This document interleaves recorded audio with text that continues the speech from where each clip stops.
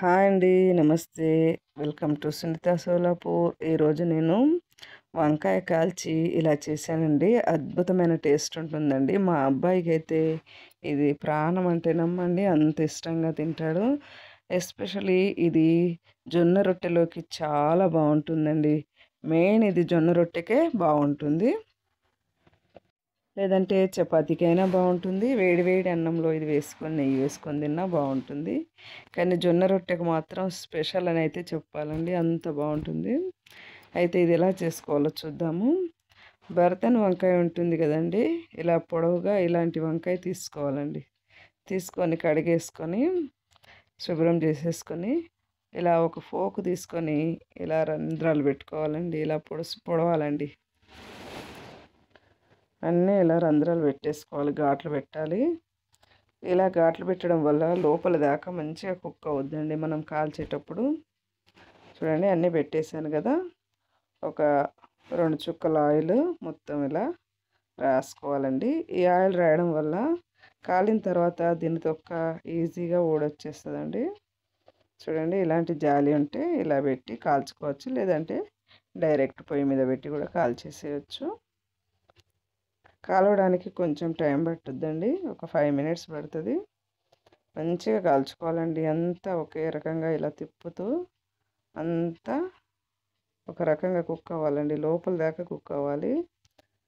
ఒక సైడ్ పచ్చిగా ఒక సైడ్ కాల్చి ఇలా ఉండకుండా మొత్తం ఇలా చూడండి ఇంత బాగా కాల్చుకోవాలన్నమాట. ఇలా కాల్చిన తర్వాత ఇది లోపల దాకా ఎలా ఉడికిందా లేదా అని చూడండి. ఒకసారి చాకు పెట్టి ఇలా గుచ్చాను కదా, లోపల దాకా ఈజీగా దిగింది. ఇది మొత్తం కుక్ అయిందండి లోపల. ఇది తయారు చేస్తున్నానండి.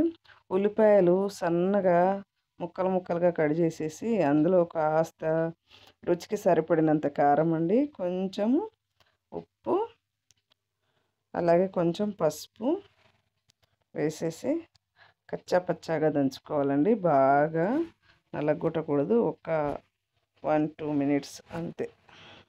ఇలా చేసిన తర్వాత వంకాయ తొక్కంతా తీసేయాలండి.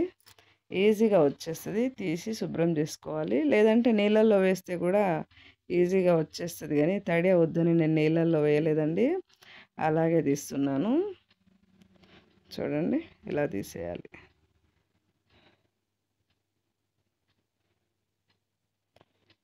ఇలా మొత్తం తీసేసిన తర్వాత ఈ నల్లటి పెచ్చులు ఏడ లేకుండా అంతా తొక్క తీసేయాలండి. తీసేసి చూడండి, దీన్ని ఇలా చాకుతో ఇలా అంటే ఎంత బాగా నలిగిపోతుందో. తొడిమే తీసి పడేసానండి కట్ చేసేసి. చూడండి ఎంత బాగా అయింది కదా. ఇప్పుడు ఇది కొంచెము గోరువెచ్చగా కానివ్వండి, మరి వేడి చేస్తే ఏమవుద్దంటే ఆ ఉల్లిపాయ అనేది ఉడికినలాగా అవుద్ది. మనకు క్రంచీగానే ఉండాలండి ఇందులో ఉల్లిపాయ. ఇందులో ఇది వేసేసి ఒక్కసారి ఇలా దంచుకోవాలండి. అంతా మొత్తం కలిసేలాగా ఒకసారి ఒక 1 మినిట్ అలా దంచేస్తే మొత్తం చాలా బాగుంటుందండి ఇది టేస్ట్. ఇలా చేసిన తర్వాత సన్నగా కట్ చేసిన కొత్తిమీర కూడా ఇందులో వేసేసుకుందాము. వేసుకొని ఒక్కసారి నలగొట్టేస్తే రెడీ అండి. ఎంతో టేస్టీ అయిన బైంగన్ భర్త రెడీ. ఇది రొట్టెలోకి అయితే ఇలా చేసుకుంటాము, అన్నంలోకి అయితే ఇంకోలా చేస్తానండి. అది నూనెలో అవన్నీ వేసి చేస్తాను. ఇప్పుడు రొట్టె ఇలాగే డైరెక్ట్గా కూడా తినేసేయచ్చండి. ఇప్పుడు నేను దంచాను కదా, దీంతో తినేసేయచ్చు, చాలా టేస్టీగా ఉంటుంది. అయితే ఇందులో ఇంకా కొంచెం పచ్చి నూనె కలిపామనుకోండి, చాలా టేస్ట్ వస్తుందండి. వేడి నూనె కలపకూడదండి ఇందులో. పచ్చి నూనె 1 స్పూను 2 స్పూన్ల నూనె కలిపితే చూడండి అంత తీసాను, సగమే పోసాను. ఇలా ఒకసారి కలిపేసుకొని రొట్టెతో తింటే ఆహా అనాల్సిందే. ఫస్ట్ టైం మన వీడియో చూసేవారు లైక్ చేయండి ఫ్రెండ్స్, సబ్స్క్రైబ్ చేయండి. వీడియో చూసిన వారు లైక్ చేయండి. Thank you for watching. Thank you so much. చూసారా ఎంత లుక్ ఎంత బాగుందో. Thank you.